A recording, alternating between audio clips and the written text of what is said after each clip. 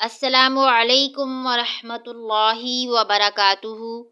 اعوذ باللہ من الشیطان الرجیم، بسم اللہ الرحمن الرحیم۔ رب اشرح لی صدری ویسر لی امری واحلل عقدۃ من لسانی یفقہوا قولی، رب زدنی علما، اللہم ربنا زدنا علما، اللہم صلی علی محمد وعلی آل محمد۔ وعلم آدم الأسماء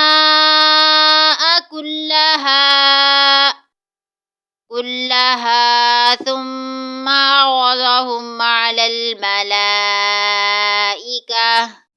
فقال أنبئوني بأسماء هؤلاء إن كنتم صادقين۔ وعلم اور سکھائے آدم حضرت آدم علیہ السلام کو الاسماء نام، کلہا سب چیزوں کے، ثم پھر عرضہم انہیں سامنے کیا، علی پر الملائکتی فرشتے کے، فقالا پھر کہا، انبئونی مجھ کو بتلاؤ، باسماء نام، ہؤلاء ان اگر، تم ہو صادقین سچے۔ اور حضرت آدم علیہ السلام کو اللہ تعالیٰ نے سارے نام سکھا دیے، پھر ان کو فرشتوں کے سامنے پیش کیا اور ان سے کہا اگر تم سچے ہو تو مجھے ان چیزوں کے نام بتلاؤ۔ معزز سامعین، مفسرین کا تقریباً اجماع ہے کہ اس سے مراد تمام اشیاء کے نام ہیں، اور تمام اشیاء کے ناموں سے مراد ان کے حقیقت کا علم ہے۔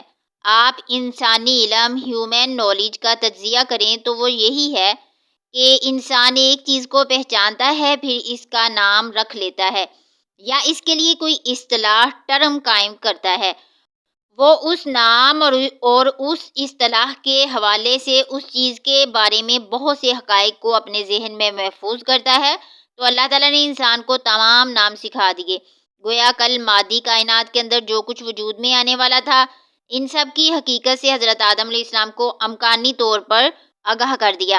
یہ انسان کا اکتسابی علم، ایکوائرڈ نالج ہے، جو اسے سمع و بصر اور عقل و دماغ سے حاصل ہوتا ہے۔ انسان کو حاصل ہونے والے علم کے دو حصے ہیں، ایک الہامی علم، ریویلڈ نالج ہے جو اللہ تعالیٰ وحی کے ذریعے سے بھیجتا ہے، جبکہ ایک علم بالحواس یا اکتسابی علم ہے، ایکوائرڈ نالج ہے، جو انسان خود حاصل کرتا ہے۔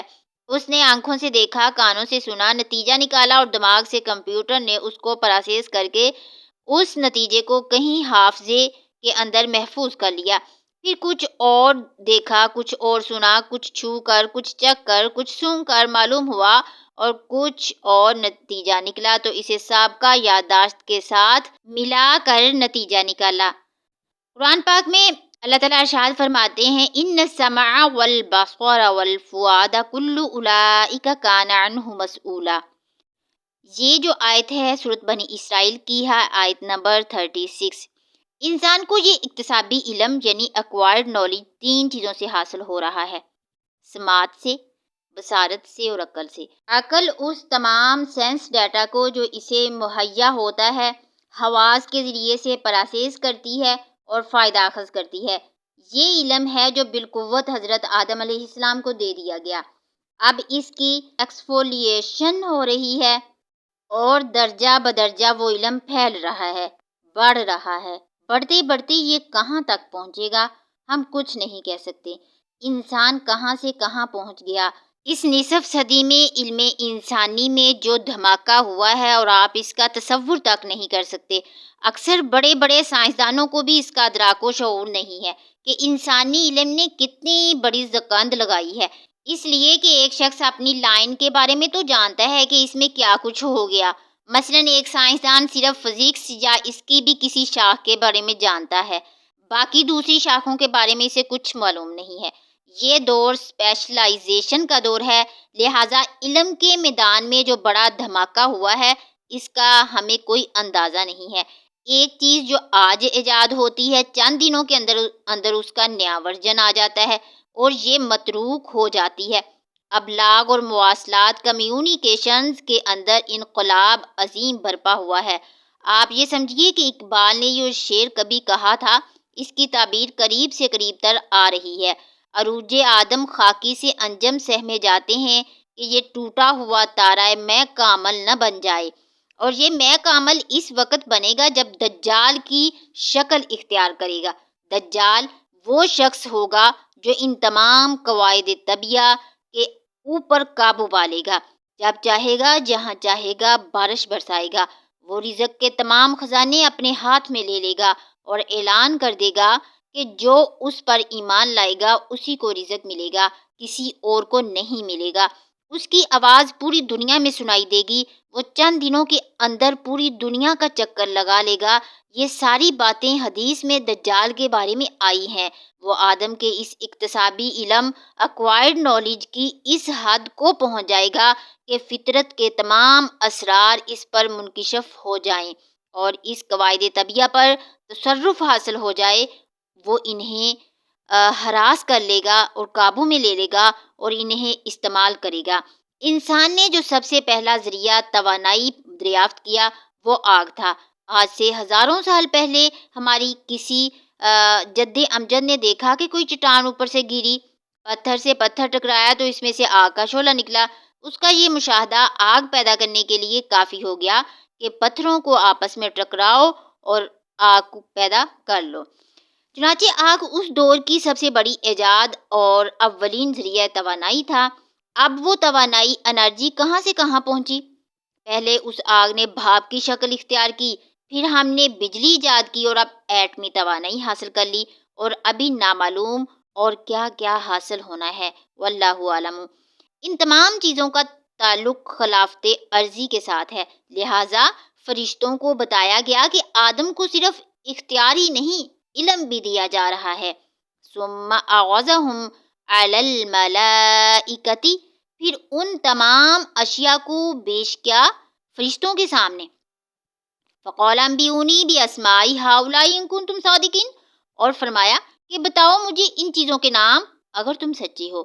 اگر تمہارا یہ خیال صحیح ہے کہ کسی خلیفہ کے تقرر سے زمین کا انتظام بگڑ جائے گا، تو فرشتوں نے کہا قالوا سبحانک لا علم لنا الا ما علمتنا انک انت العلیم الحکیم۔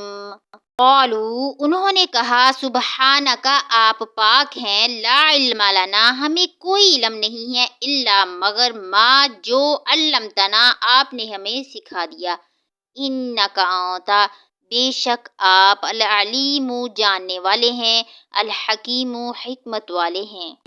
فرشتے بول اٹھے آپ ہی کی ذات پاک ہے، جو کچھ علم آپ نے ہمیں دیا ہے اس کے سوا ہم کچھ نہیں جانتے، حقیقت میں علم و حکمت کے مالک تو صرف آپ ہیں۔ اس کی یہی تعبیر ہو سکتی ہے کہ اللہ تعالیٰ کی اس کائناتی حکومت میں ملائکہ کی حیثیت جو ہے در حقیقت اس کے کارندوں یا سیول سروینٹس کی ہے۔ چنانچہ ہر ایک کو صرف اس کے شعبے کے مطابق علم دیا گیا ہے، ان کا علم جامع نہیں ہے اور ان کے پاس تمام چیزوں کا مجموعی علم حاصل کرنے کی استطاعت نہیں ہے۔ مثلاً کوئی فرشتہ بارش کے انتظام پر مامور ہے، کوئی پہاڑوں پر مامور ہے، جس کا ذکر سیرت میں آتا ہے کہ جب طائف میں رسول اللہ صلی اللہ علیہ وآلہ وسلم پر پتھراؤ ہوا تو اس کے بعد ایک فرشتہ حاضر ہوا کہ میں ملک الجبال ہوں، اللہ نے پہاڑوں پر مامور کیا ہوا ہے، اگر آپ فرمائیں تو ان دو پہاڑوں کو آپس میں ٹکرا دوں جس کے درمیان طائف کی یہ وادی واقع ہو، اور اس طرح اہل طائف پس کر سرما بن جائیں۔ آپ صلی اللہ علیہ وآلہ وسلم نے فرمایا کہ نہیں، کیا عجب کہ اللہ تعالیٰ ان کی آئندہ نسلوں کو ہدایت دے دے۔ تو فرشتے اللہ تعالیٰ کی طرف سے مختلف خدمات پر مامور ہیں اور ان کو جو علم دیا گیا ہے وہ صرف ان کے اپنے فرائض منصبی اور ان کے اپنے اپنے شعبے سے متعلق دیا گیا ہے، جبکہ حضرت آدم علیہ السلام کو علم کی جامعیت بالقوت دے دی گئی ہے، جو بڑھتے بڑھتے اب ایک بہت تناور درخت بن چکا ہے۔ انک انت العلیم الحکیم۔ تو فرشتوں نے کہا آپ ہی کی ذات جو ہے کل کے کل علم کی مالک ہے اور جس کی حکمت بھی کامل ہے، باقی تو مخلوق میں سے ہر ایک کا علم ناقص ہے۔ صدق اللہ العظیم۔